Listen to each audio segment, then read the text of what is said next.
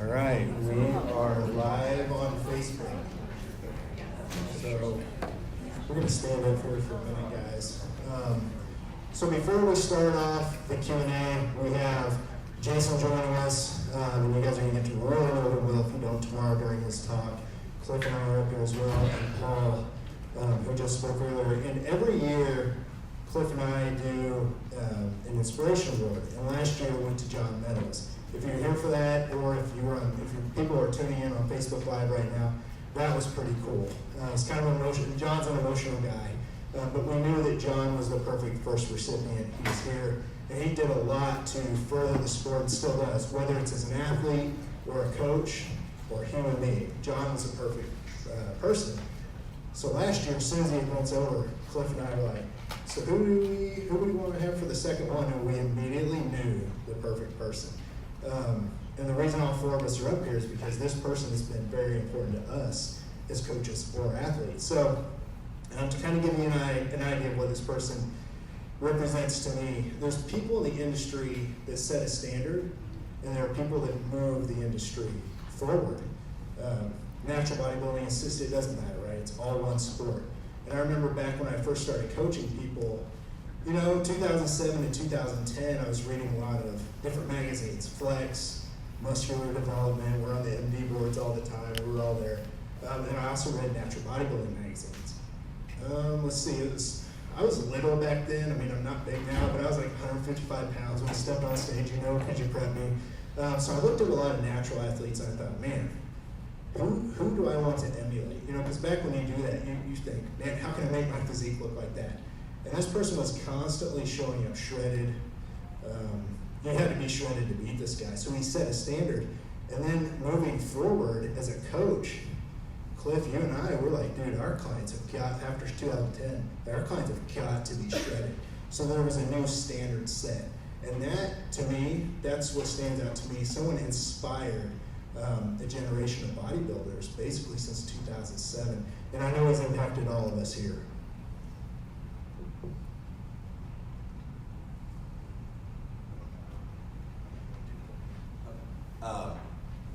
So I thought I would give like two little stories about this person. One is with a client of mine. He had done a show and he thought he was pretty peeled, and I thought he was in good shape too, and he was going for his natural pro card. The show didn't go quite as well as he had hoped, and he wanted to quit for the season. And I said, well, let's try again. This person had only done classic, and I said, let's just get really shredded and go into bodybuilding. I was like, you're not really classic. He's trying to get his natural pro card, and I said, with bodybuilding, we just keep peeled. He's like, well, I don't want to, chase peeled and try to get my glutes in and lose size. And I said, look, man, you've got to get tougher. And I sent the person that we're talking about the picture, and I said, do you think this person worried about losing size or just getting absolutely shredded? I was like, this is a standard that you can get to genetically, but you've got to be stronger-willed.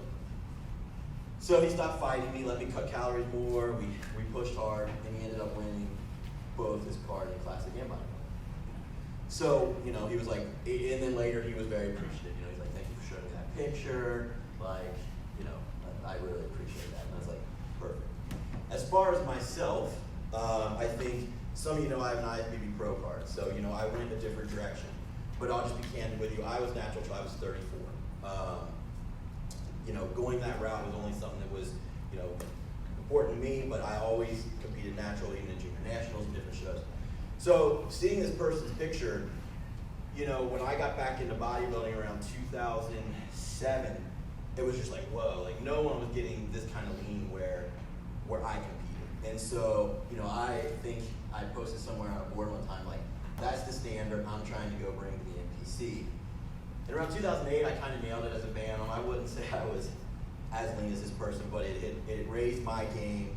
And when I won my classes in Northern Kentucky, which back in the day was a big regional show, my prep business then took off because I had elevated myself to that condition.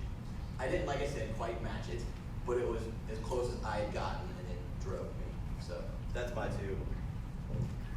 right, so this, the person that we're giving this award to, I actually have a good memory of. So this person is, in my opinion, and in many people's opinion, one of the most humble and kind people you're ever gonna meet.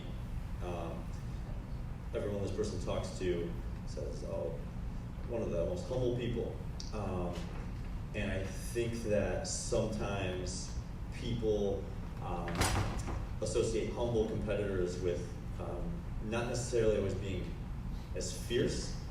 And one thing I enjoy about this person, I was at a show and this person didn't know anybody could see them, but I was able to catch a glimpse backstage, and backstage I saw them psyching themselves up before getting ready to go out on stage, like pacing, getting ready to go out there, and then walks out and it's like, let's go out there and have a good time, guys, and let's do this. And I really appreciate, as a fellow competitor, showing you can be humble, you can be kind to people, you can be kind to your fellow competitors, but also you can really want to win it. And I think that that's a great balance to have as a competitor, and I think it also comes down to the fact that this person, winning isn't the only thing that this person has. There's a lot of other aspects and facets to this person. So you can really want it, but it's not the only thing that you have in your life, and that's important. One of the greatest honors of my, coaching career in life was I was asked to be a part of one of Lane Norton's first camps, and he's like, I need you to do me a favor and pick up somebody from the airport. And I basically took a day off of work just so I could drive over to Tampa and pick this guy up and drive him 15 minutes to the airport, because he was literally the backdrop on my computer at work, my first contest prep, which, if you work in an office, guys' glutes is not a really common backdrop. But when I came into the bodybuilding world, he set the standard for how you balance conditioning, size. He was one of the first people I know to talk about taking prep as long as 20 to 24 weeks for a single show. He only did one show every year, and he only every year worked on his weaknesses to just come into that show better and better until he reached his overall goal, which he finally did.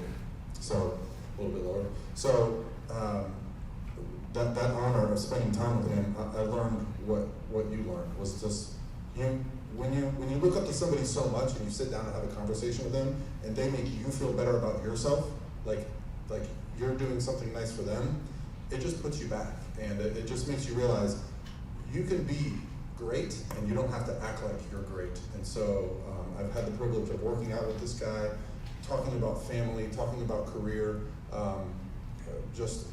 when you asked me about doing this, there's not more nice things I could say about a single person, so I'm so excited about this. So, let's do it. All right, so please welcome to the stage the second annual recipient of the Physique Summit Inspiration Award, Ryan Whitacre.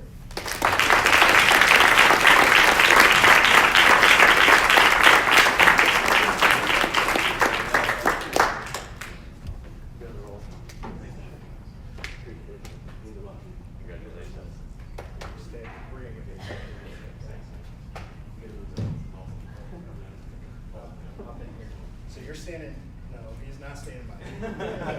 Damn it. They're all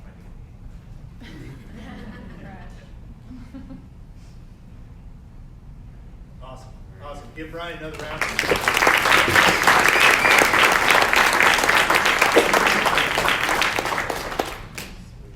Test. Okay, so here's what we're gonna do. Where's Leslie? Where's Leslie, little badass? Okay, you were up here on the Q&A panel. Don't worry, everyone will hear you walking because you got thinner thighs and they're awesome. And I make fun of you every year because everyone wants that. Who else we got? Pete Fitschen, yep. Come on up, guys. So here's what we're gonna do. This is the cool part. All you guys are on the panel, and Jason Wells is where at. Raise your hand. Jason will be walking around, or I might grab it from a little bit. If you have a question, go ahead and raise your hand, and he's going to get to you now. And we're just going to ask questions until we're done.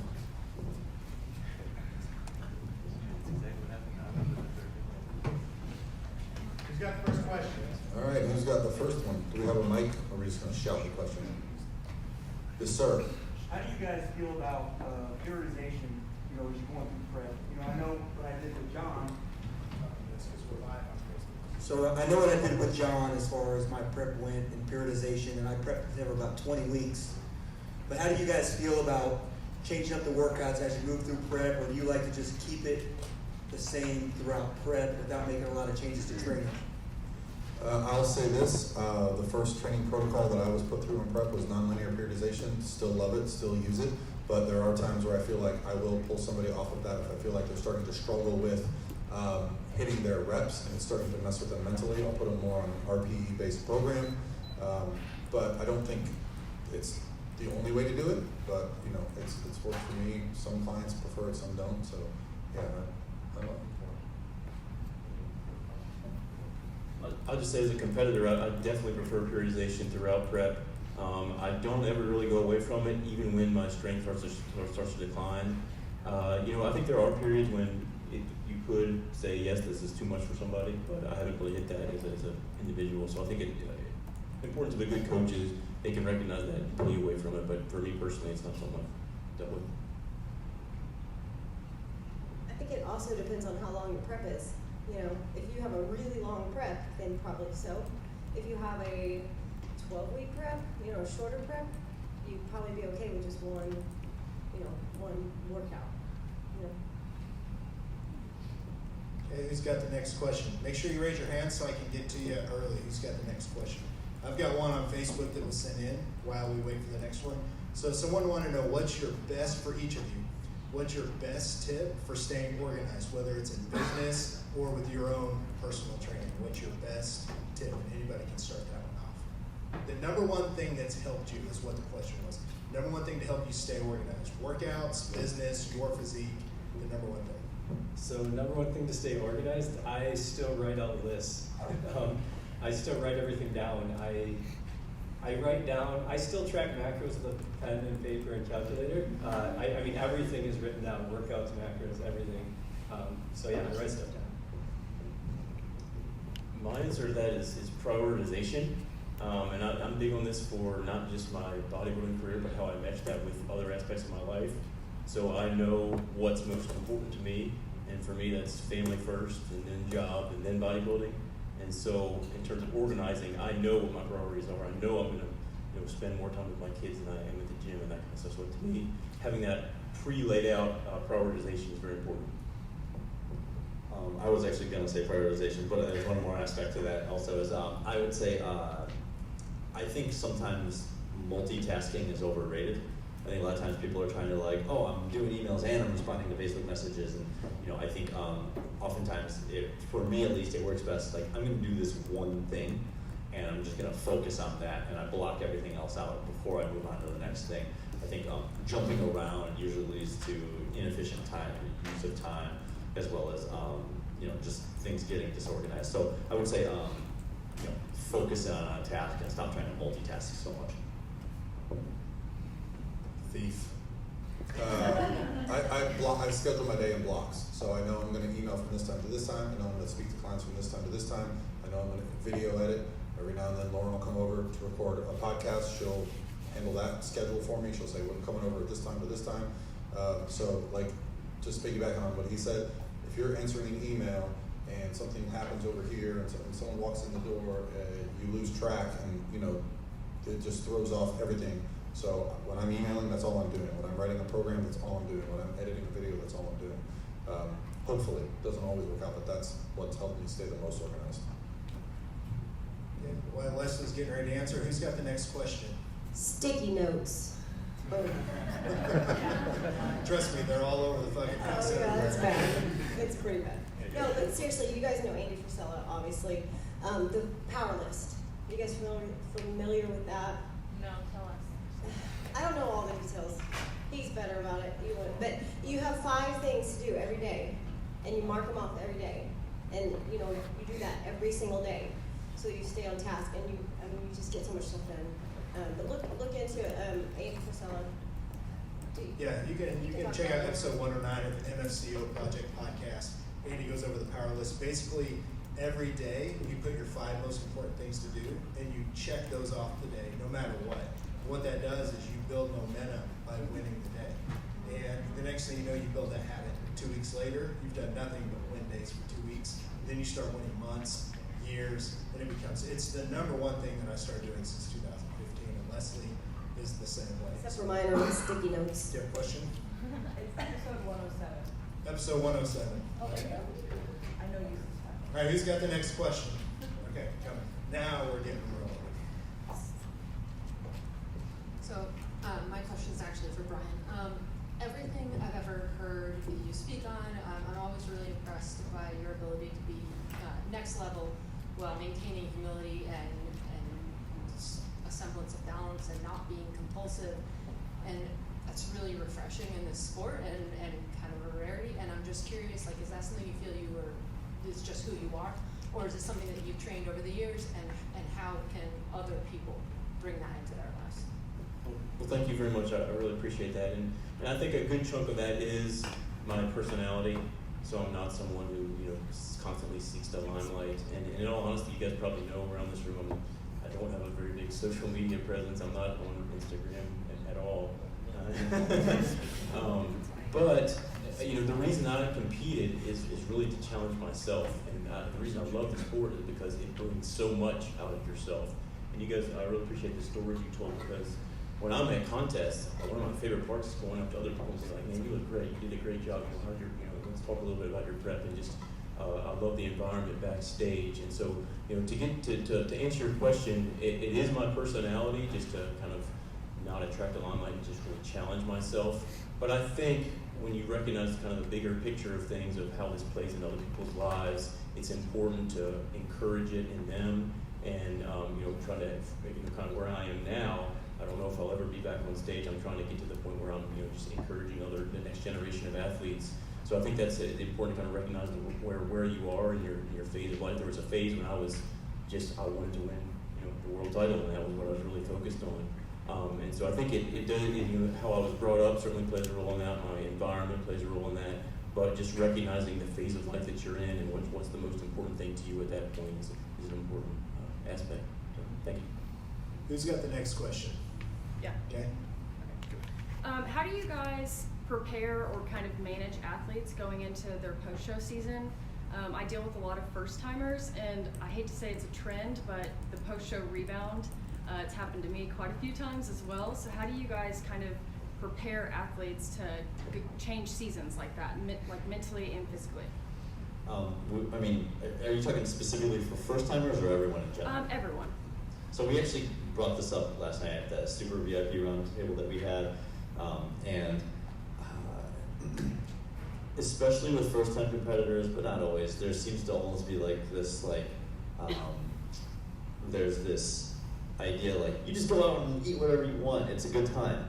I try to really emphasize, like, this is a tough time. I don't want to sound like a negative guy, but I'm like, this is like, I'm talking about doom and gloom here. I'm like, this is gonna be the toughest thing you've ever done in your life, because I try to almost make it sound worse than it was to be, so they're prepared for what they're doing. You know what I mean? Like, this is, I try not to make it like this. I try to treat it like an extension of prep. And the way I would describe it to a lot of them is that we've just spent weeks and months building structures and barricades in place. Like, you can't eat as much food, and just naturally our food choices narrow as our caloric intake drops. And so I always say, like, you don't want to just unleash every barricade that we put in place over the last months. I always say, like, I think we all know the people that, like, they didn't go to parties in high school or anything like that, and then they go off to college and they lose their mind. It's the exact same thing that happens after a contest prep. And so, like, I'm trying to prevent you from being that kid that goes off to college and just can't control themselves and they end in the hospital with alcohol poisoning. So I would just try to stress them, from day one of prep, like, you need to start thinking about how this is going to continue post-show. Like, it's not over at the show.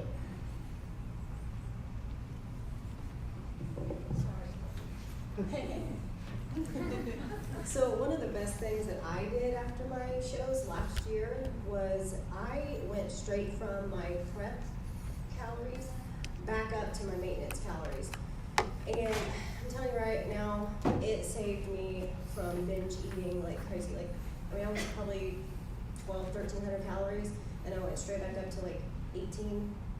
And I mean, it was night and day difference for me. Instead of gradually going back up, yeah, I put on weight, I put on 5-10 pounds, but that's gonna happen no matter who you are.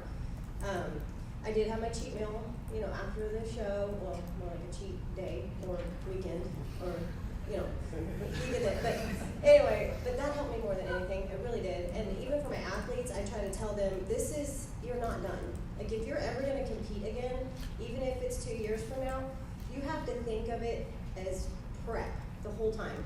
It might be off season, but you're still in prep for your next show. Like, this is work, you know, it's never ending. So I guess I try to tell them, get out of your head that once you're done with your show, you're done, you know? And if you can keep that mindset, then usually you do a little better. I think that's exactly it, is to have a plan in place beforehand. So if you're working with someone and they know, okay, after the show's over, here's exactly what I'm going to do, there's less likelihood of them going off that plan, in my opinion. Who's got the next question, or do you have more to add? Oh, that's a short bit. Just to kind of touch base on that, I think the most important thing that I've found that's beneficial is the loss of the goal is the toughest part for the competitor. It's like you've driven to this one goal, and whether it was 2 shows, 4 shows, you reached it or you didn't, it's that lack of kind of direction. So I really try to discuss with them, okay, what's next for us? What are we doing? What is it going to be a year from now? You know, so that we're having structure of some kind. Obviously, raising calories up quicker, these kind of things help. But having that next tangible goal has always helped me, and I find it really helps competitors. Or to kind of switch the goal from like aesthetics to more performance goal based, or in the gym based, instead of just staying lean, aesthetic based goals. Yeah, I mean, they can't stay lean, so it's like you really need to shift that mentality. One more thing I wanted to add about first time competitors is they're gonna mess up. Like, it's just gonna happen. So I also think you need to strike that balance of like letting them know you're going to mess up. You know, like you're gonna mess up, but we got into a deep discussion last night where I think one thing that happens for not just first time competitors, but all competitors post-show is when they mess up, it kind of becomes almost like this shame spiral that they end up in, like I messed up, and then they want to try to like cut their calories to try to undo what they just did, and I'm like, you know, hey, you messed up, not the end of the world, let's keep going. So you need to strike that balance between like, we try not to mess up, but when and if it does happen, don't beat ourselves up about it, now we move on. And so I think that trying to avoid this like negative, because they're already, like Paul said, there's a loss of a goal, and then also like they're trying to transition and they cheat on their diet, and they're feeling bad about that too because they're messing up. And so I would say just try to minimize that negative feedback loop that starts happening. So I'm going to ask you guys a question to touch on, because I know people are wondering this. Well, first of all, how many coaches and trainers do we have in here? Raise your hand. If you coach, train, or help anybody, majority of the room. So, and you're going to be the next question, but if you guys would, how do you personally, as coaches or athletes, whatever, how do you handle helping someone when they need to reverse, but they're cheating on the diet, but you need to get their calories up? Because I know it's a conversation, that's a tricky situation, but if they're cheating and they're adding their calories, but you still need to try and get their daily calories up, what's that communication, what's that process look like? Because that's something I know a lot of people are going to go through. I mean, I'll start. I usually, if they're cheating on their diet, it's still the early stages of coming out of a show, I still add calories because oftentimes, like Leslie said, trying to keep calories low while they're cheating on their diet is probably going to cause them to cheat more. So I try to I don't add a lot, but I continue to try to work it up. And I try to also discourage, because sometimes leaving it the same almost sends the message that we're trying to undo what they're doing. And so I try to it fosters that mindset of hey, we're gonna gain some weight, this is happening. You know what I mean? It kind of forces them to let go of that idea that we're gonna maintain that look that they have.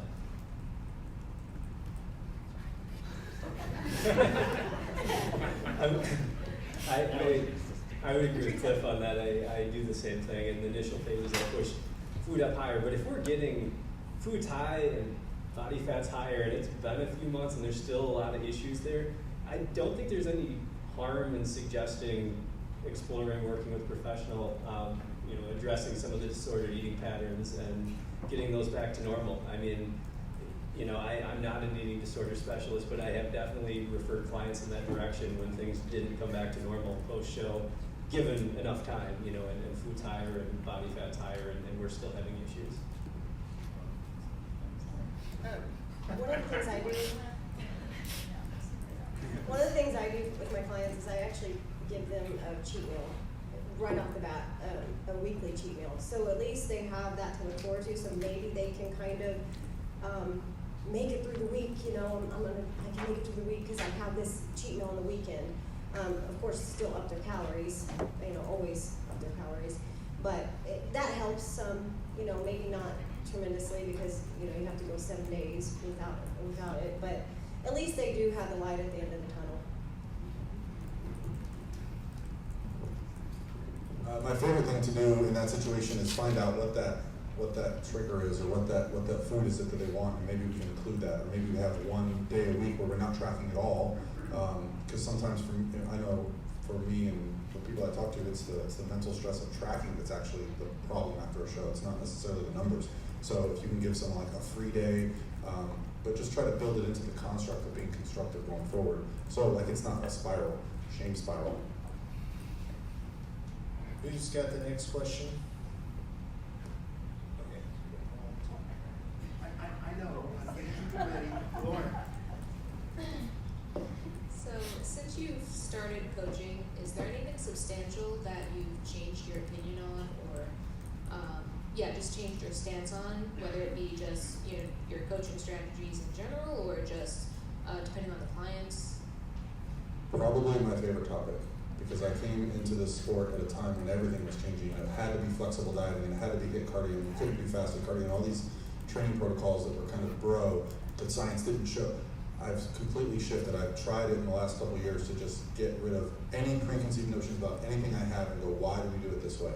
And it's actually changed my approach to many things, from cardio to not being afraid of writing a meal plan to, things that were kind of, as weird as it sounds, in our little niche, we're like anti-bodybuilding. And then, Lauren and I have done a podcast on this, like we've kind of revisited these ideas and go, well, they actually have merit. They just have merit for the wrong reason, according to what people were saying. So, yeah, definitely a lot of things. Everything changes constantly. You learn something new, the way you do things change. Like today, you're gonna go home and something's gonna change. Like I've been training for how many years? I don't know, 10 years. I have changed so much over the years. There's not ever like one big thing that stands out, but it's constant. But it is, it's always changing. Always. You learn something new, you change the way you do something. You decide that doesn't work, so then you change it. So, always. Yeah, I guess I would agree with Paul. I was much the same. I was kind of in that same group. Less HIIT cardio now, some more bro-y aspects into training, more aggressive stuff during peak week than I maybe did in the past. I would say a big thing too is focusing on clients' activity outside the gym. I used to not really pay any attention to that. I thought, oh, well, you're doing cardio, your food's whatever. And I remember sitting in a talk at an ACSM conference where people were talking about like calibrating pedometers and equations and stuff. I remember sitting there thinking, why the hell am I sitting here? It's like the most boring talk ever. Like, who cares about step counts? And here I am, like, implementing with how many clients during prep to, like, keep them moving. And I just can't believe the difference it makes, And 5 years ago, you told me I'd be doing that. No. You see things and you roll with it, and it might help. I'm not a coach, but I'll just add my experience here. So when I first started bodybuilding, I was into the fasted cardio in the morning, but I was low intensity, and then it switched to all HIIT, right? And so from like 09 through 13, I was basically doing all my preps just with HIIT, no other cardio. And I've come back, kind of pretty much almost full circle on that. Now I'm low intensity, not fasted, but so it definitely is that kind of range of, okay, what does the literature say? There was a time where it looked like HIIT was better than low intensity, and that's what I did. And now research is going the other way. So. I changed so many things. The funny thing is I have, like the other, I actually got away from HIIT kind of early in my career, and like Brian said, like now some of the research is coming out that maybe that might not be the best thing. I remember I was like catching a lot of hell from it from some people about taking out the hit. I used to prescribe a lot of powerlifting for my clients. I took a lot of that out. I love deadlifts, but I don't think they're the greatest bodybuilding move sometimes for some people. Getting away from some lower rep work, and even like peak weeks, I used to, in first couple of years of my career, I used to use a lot of front loads. I kind of was of the mindset, like, it doesn't matter how you get to that glycogen filled position, like as long as you get there, it'll look the same. And I really started to realize like it looks different whether the carbs are actively coming up or actively coming down. So I mean, I've changed, I would dare say from the first couple of years, almost everything that I do. Okay, any other question? What about a competitor that has competed successfully several times to attain the physique they want, but wants to maintain that look as closely as possible in a sustainable way? Like, how do they transition from competing from show to show or whatever their pattern is to being able? Obviously, they're going to weigh 5-10 pounds whatever over their show weight, but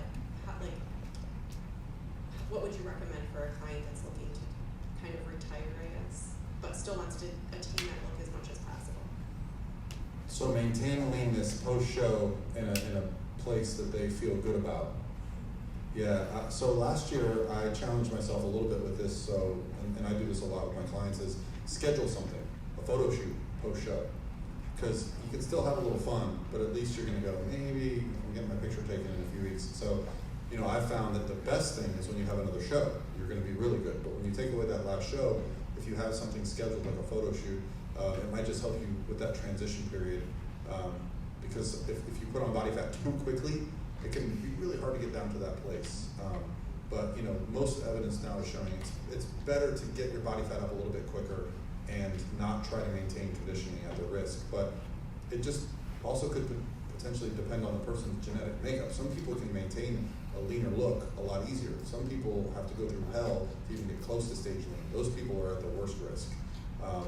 Whereas other people are able to stay a little bit leaner with a little bit less effort and a little bit less suffering. So.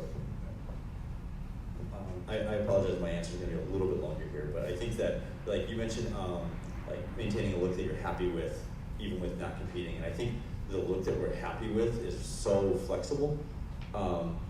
So I remember after my show in 2016, I did my show, and then I was like, I was 4 weeks post-show, and I was like 7 or 8 pounds up. But by anybody's definition, I was still shredded, like I had glutes and stuff, and I remember looking at myself in the mirror and just thinking, I was like, I look like shit right now.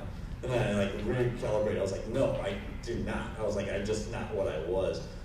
And Lauren and I actually did a YouTube video one time, and we were talking about how so if I came to you and I said, hey, you won the lottery, you get $500 million, and you live the next 5 years of your life having $500 million, and I come back and I say, oh, turns out you only won $1 million. You'd be like devastated, you know what I mean? Like you'd have to adjust to the idea that you only won $1 million. Where if I come to you in the first place and said you won $1 million, you'd be over the moon. So I think that what I'm really getting to is, I would say give yourself a weight range. Even for the average person, I think having a comfortable weight range, and I think it's pretty normal to operate within that range, because also sometimes we're going to want to eat a little more during the holidays, and maybe let that weight go up a little bit. But then when you diet down maybe 7 pounds or something like that, you're going to be like, I feel really good about the way I look. So I think picking a range that you feel comfortable and operate within that range, and it'll also allow you to be happy with how you look at sometimes, but also live your life a little bit more at other times. So you said 5 to 10 pounds above stage weight, and I have to say that's not realistic. You have to set realistic goals. 5 pounds over stage weight, not very many women are going to be able to do that, because that's lean. Your hormones are all messed up. You just don't feel good. 10 pounds, that's more realistic. 10 to 15, that's the range you probably want to shoot for. And just, yeah, go by feel, you know. I mean, if you feel good at 15 pounds over stage weight, great. Realistic, you can't do 5 pounds. You just can't. I mean, 95% of us can't. Leslie, if you would touch on this, because you're 10 pounds over stage now, it's been a year and a half since you won your IFBB Pro card. Yeah. So you're a good example. But what I want you to explain to everyone, do you track your macros every single day, even if you eat out? Yeah, I mean, I'm about 90 to 95% on my macros 6 days a week, right? Of course, I'm eating a lot now, a lot more than I did. I'm eating probably 2,000 plus calories a day. So, but it took me a long time to get there. I mean, even 6 months after I got off stage, I still didn't have my period back. But I was probably up to 15 pounds over stage weight, maybe by then, 10, about 10. But then once you get past that hump, you kind of level out. So even if I was 15 pounds, I started leveling back out after that time, and then I settled back down into the weight I'm at now, and which I feel comfortable. You know what I mean? So you have to give yourself time too. I mean, you can't expect to feel comfortable 6 months after you get off stage because you're so used to this lean body that 5 pounds of fat feels like 100. You know, I mean, everybody was talking about that last night. Like, you feel so fat. What Cliff just said, you feel so fat with the extra 5 pounds. But once that stage lean feeling gets, you know, once you get past that, you should be okay with 10 pounds at least. Is that what I mean? Yeah. So it just, you track your food all the time. You say 6 days a week. Even when you eat shit, you still track it. So it's one of those things. That's been a key because 5 years ago you weren't like that. And the point I was trying to get across is she's a perfect example, but she's also super, super disciplined, right? And it's taken years for that. Yeah, and workouts too. You know, a lot of people will fall off the wagon and working out for weeks once after a show. I mean, you still got to maintain your workouts and food.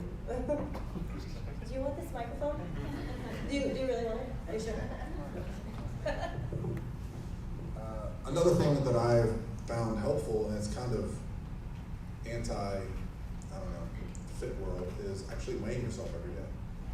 Research actually shows that people that maintain a healthy weight range check their weight every day. Maybe you don't like it. Maybe that day you go, okay, maybe I don't eat like an asshole today because I checked my weight.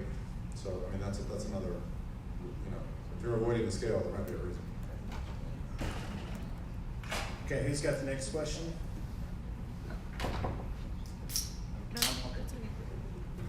Mine isn't necessarily in regards to a client trying to get down for contest prep and get that lane, but it's more so towards like a lifestyle client or like Gym Pop.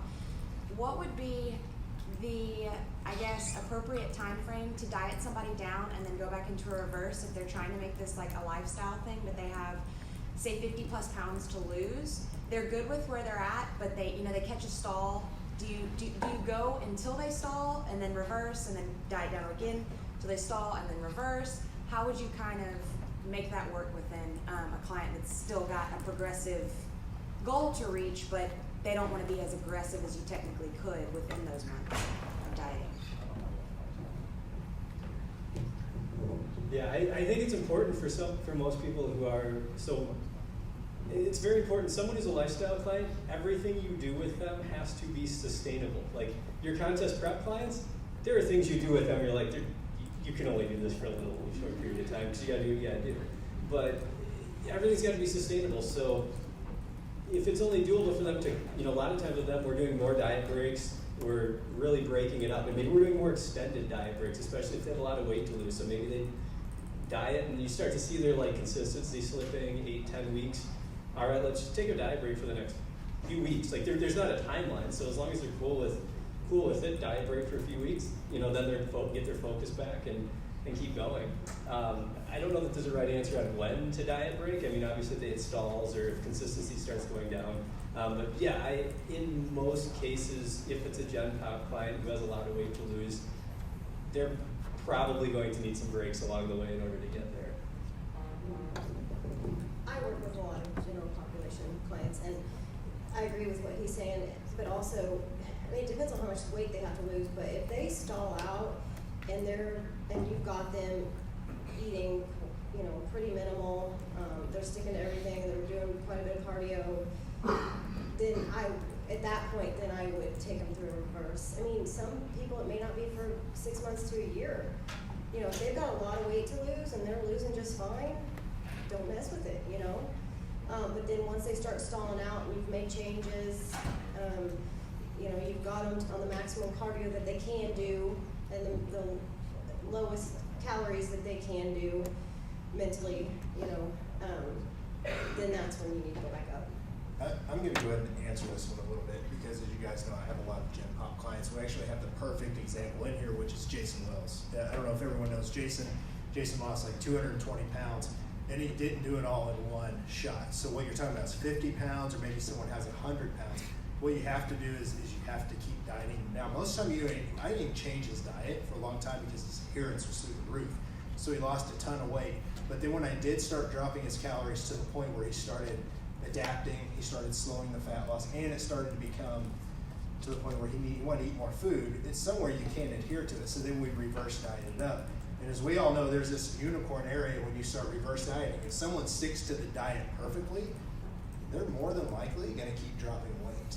Not in every situation, but most of it's adherence. So then you have to think of at that point. So maybe I took Jason from 3,000 calories down to 2,400. He was real hungry, and it was 8 months, and that's what happened. Then I reverse dieted him for 6 months. He dropped 35 more pounds, getting his calories back up to 3,000. But most of it was adherence and hard work on his end. But regardless, he needed a break because if someone has 200 pounds to lose, you can't just go from 0 to 200.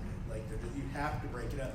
And it's kind of like diet breaks, what you guys are talking about. Like sometimes you can get metabolism, a little bit of break. So I just wanted to add that because we've got the perfect example in here. Who had the next question? It was over here. Gotcha. Here you go. No chair, no talk. So this actually might be a new question, but I don't work with like competitors. But I was wondering about what you said, Cliff, about the front loading and the back loading. Like, could you just break that down quickly and just explain like why one is better than the other? Yeah, so I actually, this is something that Pete and I were even talking about. It's like when I was writing the week chapter of the book we wrote, I use primarily 6 different types of peak weeks, and they all kind of like the front load is like you load carbs at the beginning of the week and sort of come back down, and you maybe come back up a little bit at the end. The back load is where you'll like put carbohydrates more at the end. I'll do like another one they call like a mid load, where carbohydrates hit their peak in the middle of the week and they come down. So I guess the thing that I started to notice, now I don't exactly know the mechanism behind this, I have some maybe ideas, but it almost seemed to be that the more aggressively the carbs were actively coming up into a show, it seemed to create like a tighter, fuller look. And I think you said you kind of noticed that too as you got a little more aggressive, like in your 2015 preps. And Pete noticed the same thing. So I started telling people, like, I noticed like the more aggressively I'm actively coming up, they look tighter and fuller. Whereas if like they load, like say a front load, oftentimes you load and then you come back down and then you try to load a little bit at the end. The look maybe wasn't always quite as tight and full, like they looked fuller and tighter a little bit than that initial load.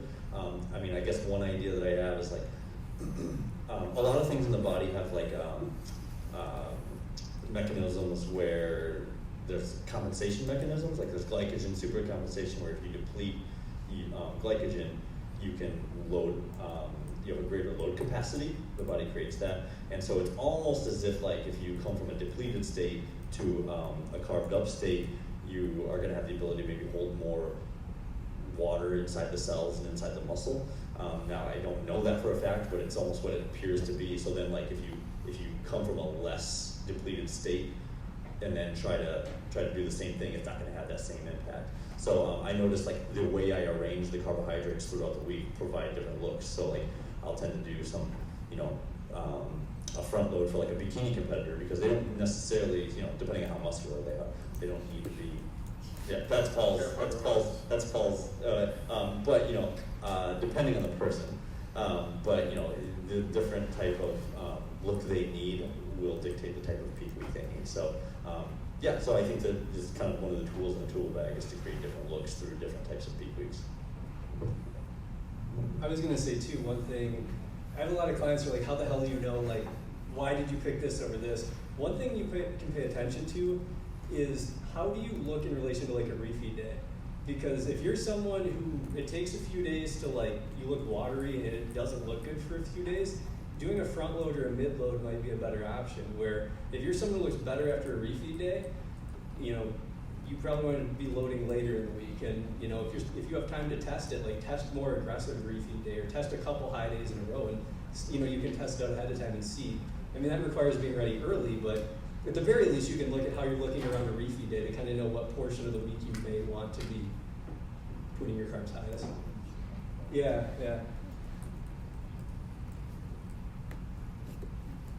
How do you know when it's time to switch coaches? Like, even if you guys have worked together for a long time and it's worked out really well, but maybe your end goal is a little different. Like, they think that you're there, but in your head you're like, this is not exactly what I wanted.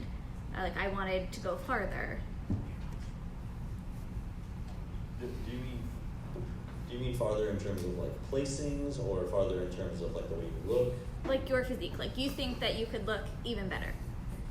I mean, generally I find that if a client isn't happy with the job that I've done or whatever that may be, you know, if they have a different idea in mind, or you know, if sometimes if they're not if the goals aren't matching up or something like that, then it might be just time to look for a new coach. You know, sometimes not everybody's an exact fit. And it sounds like Paul has maybe a more clear answer. Well, I think this is something that it's hard to admit as a coach, but sometimes we're not the best fit for the person that we're working with, and admitting that. What we do is a luxury. Our clients don't owe us anything. They've paid us money to coach, and I feel like sometimes coaches get territorial, like, oh, you know, like my client left, and they'll go on social media and talk bad about them because they're working with somebody else. But what we get to do is a luxury. But at the same time, like, if there's a goal that fits your specific coach, that fits your specific goals, don't be afraid to better yourself. I've encouraged some of my clients to go work with other coaches because they're like, I'm curious how this person does things, and I'm like, go learn. You know, my goal as a coach to be such a good coach that they're like, I can't wait to go back to Paul. But you know, like sometimes you just have to understand that, I don't know, it's hard on the ego sometimes as a coach when someone leaves, but I think in the end, what we do is a luxury, and we understand that we can't work with every single person. So, kind of piggybacking, I do think like some coaches just aren't a good fit. Like typically, I don't fit well with like the people that just compete for fun. I do real poorly with that, and you know, sometimes I'm like, you know, let me send you someone else that has a better understanding of that mentality, because I struggle with that sometimes. You know, and so I think that, you know, it's not. I mean, if you have a good coach, sometimes they'll just be understanding, like, hey, we weren't a good fit. Cool, you know, go do your thing with someone else. Okay, next question. So I wanted to ask a question kind of related to hers when it comes to front-loading carbs and back-loading carbs, but on a daily basis. Do you think there is a way that is better for fat loss and muscle building, like to do it in the morning sometimes and then switch maybe after 30 days and do it in the evenings and kind of switch it up for the body? What's your opinion on that? I mean, at least what I found, it seems to be very highly individual. Like some people really like to have their big breakfast in the morning, and then, you know, and so first off, I guess I'll say, I think it depends on when you train. Like I think you should have carbs around your training session. Like that's gonna be important. So if you train at night, I would say put more of your carbs at night. If you train in the morning, put more of your carbs in the morning. And then I think a lot of it just comes down to preference. I know personally, like in the off season, I'll pretty much have my carbohydrates spread across the day. But when I'm in prep, I can't sleep if I don't get a substantial meal before bed. So I'll put like my biggest carb meal before training in prep, and then the second biggest carb meal is like immediately before I fall asleep, because I sleep better that way. So I think a lot of times I give recommendations to clients, like I really do want you to have a substantial carb meal, but then I'm like, you know, go with your preference on that. I mean, it seems to be that there, you know, there was one study that showed that people lost a little bit more weight when they put carbohydrates more towards the end of the day, but that may be because they were sleeping better. But then there's also studies that show that eating too much before bed can interrupt your circadian rhythms. So maybe that's not as good. So I think there's a lot of individuality there. So for me personally, I tend to save a little bit of my fat to have before bed. That helps me sleep. So and I'm big on the nutrient timing pre and post workout as well. But for me, if I'm a low carb day and I don't have anything for that meal before bed, just a little bit extra fat, like a fat, like a half a teaspoon of peanut butter or something like that. That helps me sleep. So in terms of the overall carb timing, I'm pretty big on having them around when you train, but I'm not big in terms of having it as a late night meal or anything like that. Okay, who's got the next question? Okay. While I'm walking over here, we do have one from Facebook. The question is, and this could be a huge can of worms, what are your thoughts on refeeds during a prep, and how do you typically structure those? Now, obviously, there's men, there's women, but do you like to do back-to-back refeeds, like a Sunday, Monday? Do you like to have one a week? Do you like to have them every third or fourth day? What's kind of your typical recommendation when someone's starting a prep? Do you have a high day or not? And what's that look like? So typically, I start prep with no refeeds. I want to get some progress going. Sometimes those first couple weeks, the refeeds are just kicking you in maintenance mode. So I'll initially start a prep with no refeeds. Might add one in, see how they respond, but my typical, across the board, what I usually do is 5 low, 2 consecutive refeed days. And that I find to be the most sustainable in general. I don't want to hog it up and get into too much detail. Yeah, I'm with Paul. I mean, I try to get lost moving at first, so maybe it's not till the end of the second week we even do a refeed. We just get things moving, and then some of my clients do 6 low, 1 high. Some do 5 low, 2 high. I had a client who was losing way too fast, so we actually did probably over half his prep with 4 low, 3 high, and those 3 highs were 550 range. So it's not like they were low. 3 days in a row. So he got away with it and kept losing, so good for him. Okay, we got a question back here. So I coach all lifestyle clients right now, and I am just looking for some advice to eventually take on some competitors as well. So just the biggest advice that you can give me as far as that transition. I've only done one competition myself, so I don't have a lot of experience as far as leading somebody through peak weeks, and it's a little intimidating to think about. So I don't know if the best way to go about that is reaching out to another coach that has that experience and just kind of, asking them questions and using that as a resource, or what you guys suggest as far as that goes.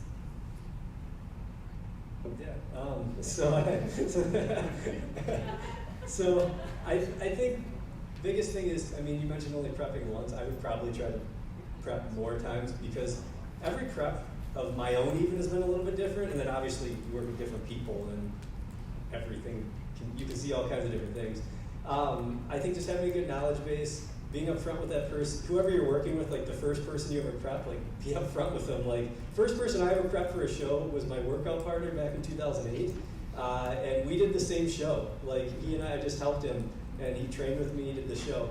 I charged him absolutely nothing. We just worked out together. Like he did well, and kind of got some more clients from that. But like it, I think just like anything, be upfront, and if you're going to use it as a learning experience, don't be charged a reasonable rate, and just keep learning, keep getting better every time you do it.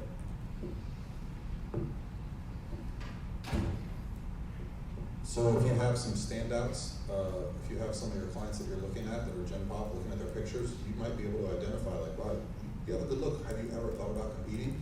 That could be a nice way to transition them into getting on stage. Suggest that they go to a show, see what they like about it. But I totally agree with Pete. Doing more preps, going through that process yourself. I think, as the longer I've been prep coaching, and I just learn more and more, and understanding, getting in the mindset of your clients is just so valuable. And one of the biggest issues, and I don't want to harp on negativity in like this world, the biggest issues I tend to have are with coaches that have never themselves competed. When I get their clients, I'm like, golly, and then I look at them and I'm like, oh, they've never even been on stage. So it's easy to write things down that you would never actually do yourself.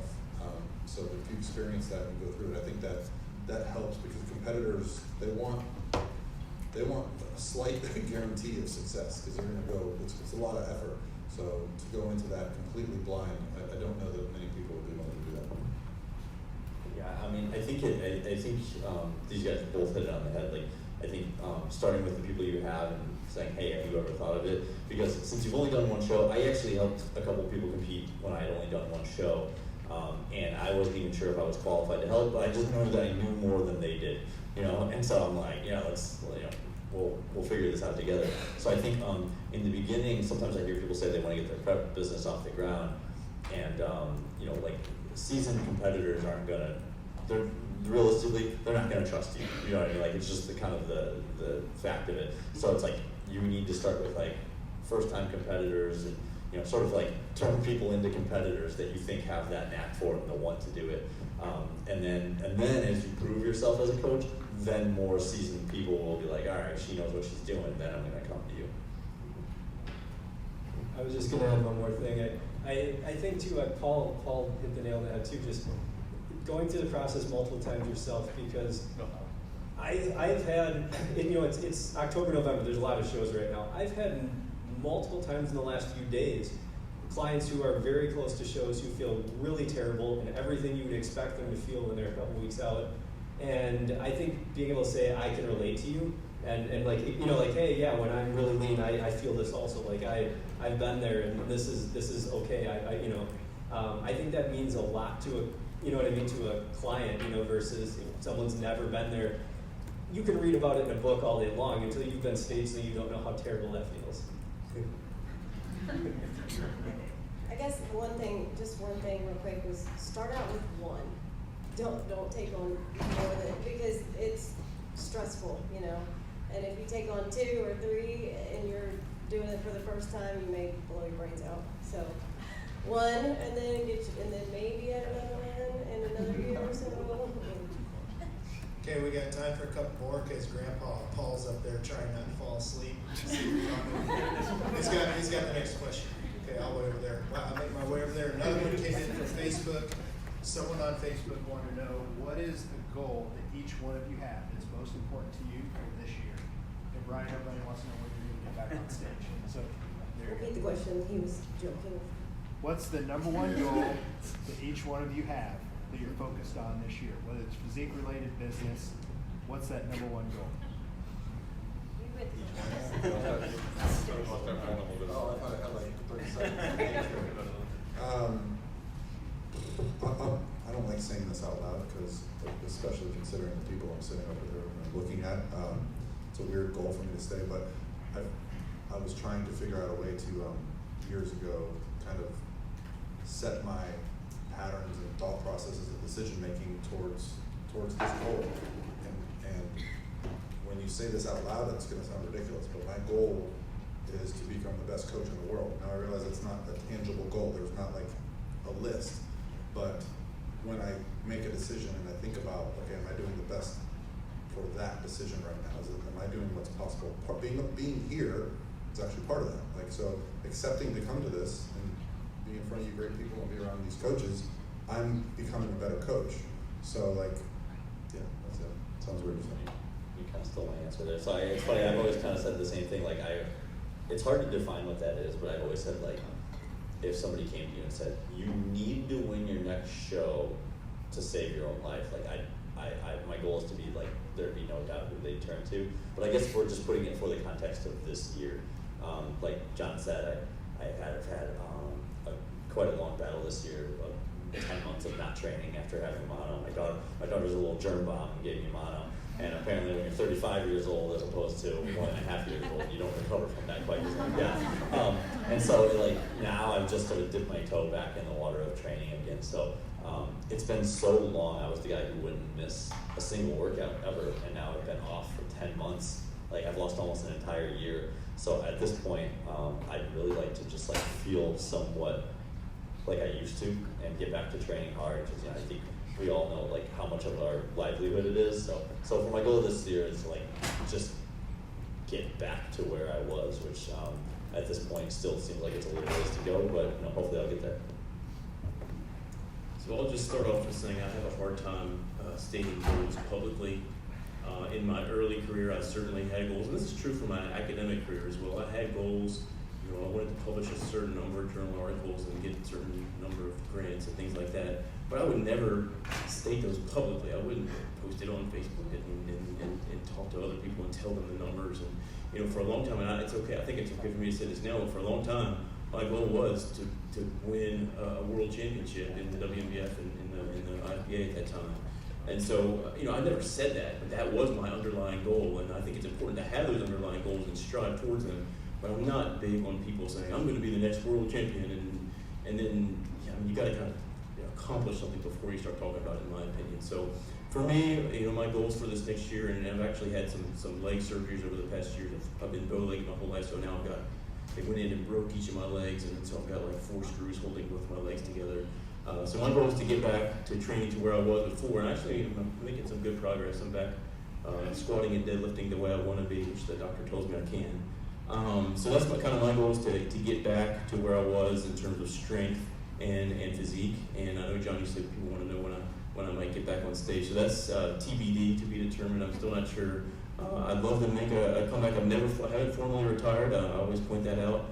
I'd love to be back on stage. I still love the sport with all my heart. I think it contributes a lot to my overall quality of life. And with my 3 young girls now, they kind of know a little bit. They've seen some pictures. They know in the background that I've gone through preps, and they know Dad's a bodybuilder, but they haven't really seen me push hard. And I think that's kind of a cool thing for my young kids to see is, you know, this guy, you know, he can set a goal and work to accomplish it. I think that's important for the next generation to have.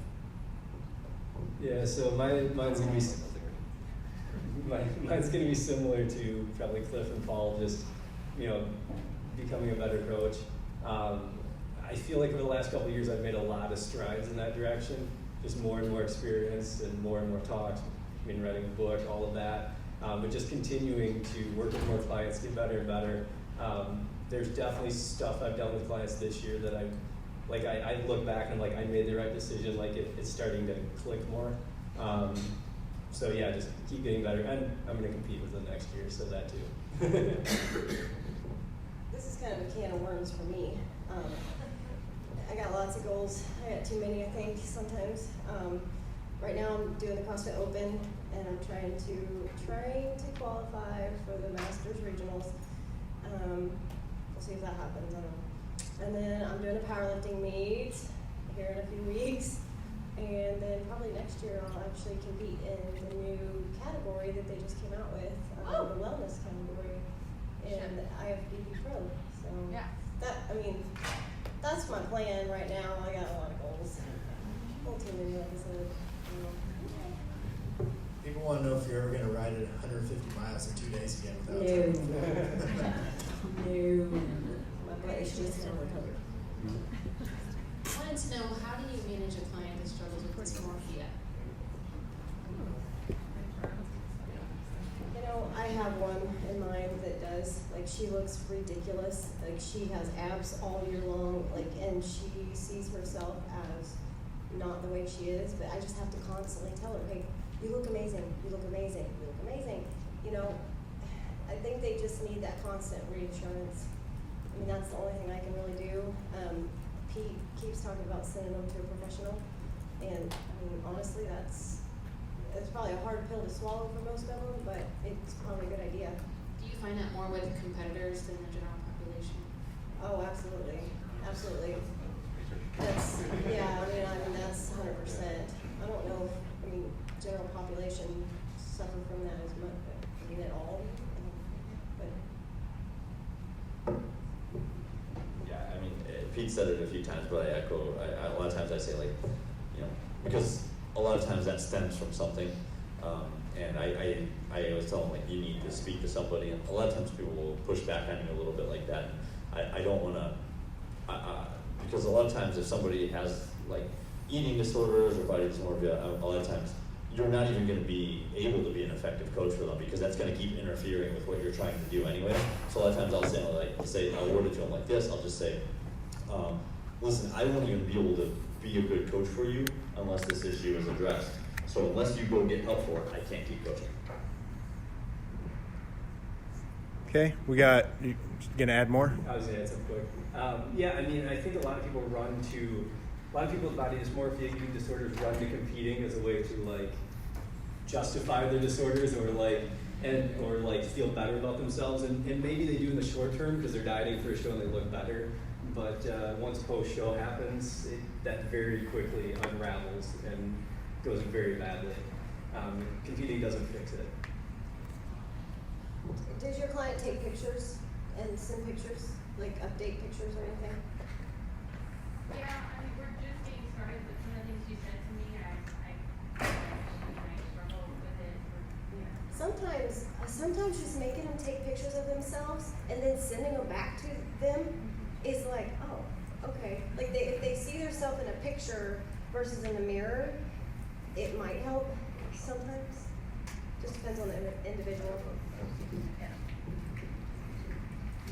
So somebody sitting in this room is going to know this story. So actually, I had so much trouble with this person not seeing themselves as lean as they were. I actually took the picture, cropped the head off, sent it back to this person, and I said, because this person's a coach, I said, please tell me the feedback you would give to this person if they were going to be your client. And I didn't get a reply for like 4 hours.